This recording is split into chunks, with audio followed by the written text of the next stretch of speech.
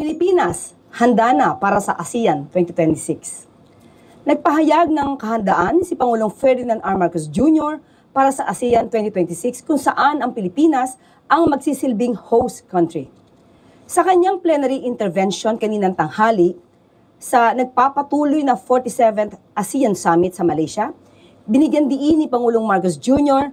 na nakatuon sa practical, inclusive at measurable initiatives ang pag-host ng Pilipinas sa ASEAN sa susunod na taon.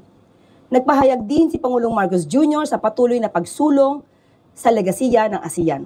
Ayon kay Pangulong Marcos Jr., layunin umano ng Pilipinas na makamit ang ASEAN Vision 2045.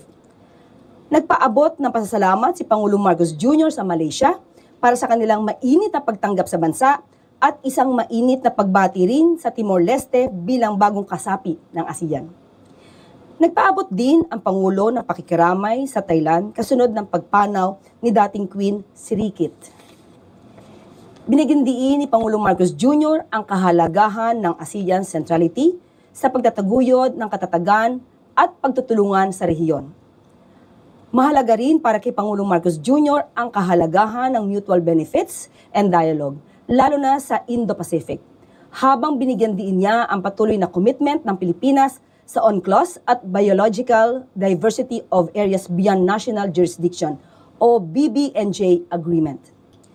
Sa usaping ASEAN Trade Agreements, kagaya ng ATIGA Protocol at ASEAN-China FTA 3.0, binigyan din ni Pangulong Marcos Jr. ang suporta sa open markets, infrastructure development at regional economic growth.